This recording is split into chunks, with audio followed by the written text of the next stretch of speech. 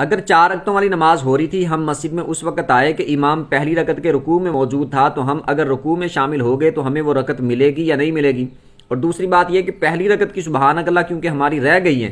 تو دوسری رکعت میں ہم سبحانک اللہ پڑھیں گے یا نہیں؟ اس بات کا جواب توجہ کے ساتھ سن لیں کہ اگر ہم اس وقت مسجد میں آئے جب امام رکوع میں تھا، چاہے پہلی رکعت کے رکوع میں تھا، دوسری کے، تیسری کے، چوتھی کے، تو ہم نے تکبیر کہہ کے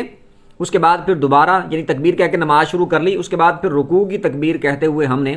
رکوع میں چلے جانا ہے۔ اگر امام کو ایک لمحے کے لیے بھی رکوع میں پا لیا، یعنی ایک لمحے کے لیے بھی امام کے ساتھ رکوع میں شامل ہو گئے، امام کے اللہ اکبر کہنے سے، ہاتھ اٹھانے سے، رکوع سے اٹھنے سے پہلے اگر رکوع میں شامل ہو گئے تو وہ رکعت ہماری ہو جائے گی، وہ پہلی ہو، دوسری ہو، تیسری ہو یا چوتھی ہو، وہ رکعت مل جائے گی۔ اور دوسری بات یہ کہ پہلی رکعت میں سبحانک اللہ رہ گئی تو دوسری میں پڑھنی ہے یا نہیں پڑھنی؟ تو پہلی میں چھوٹ گئی ہے سبحانک اللہ، تو دوسری میں، تیسری میں یا چوتھی میں سبحانک اللہ نہیں پڑھنی۔ لیکن اگر کسی بندے کی پہلی رکعت رہتی ہے، جیسے مثال کے طور پر وہ دوسری رکعت کے رکوع میں شامل ہوا یا تیسری کے یا چوتھی کے رکوع میں شامل ہوا، تو اب امام کے سلام پھیرنے کے بعد اپنی اس کی باقی جو رکعتیں ہیں وہ کھڑا ہو کر جب پڑھے گا تو وہ سبحانک اللہ سے سٹارٹ کرے گا، وہاں پر وہ سبحانک اللہ پڑھے گا۔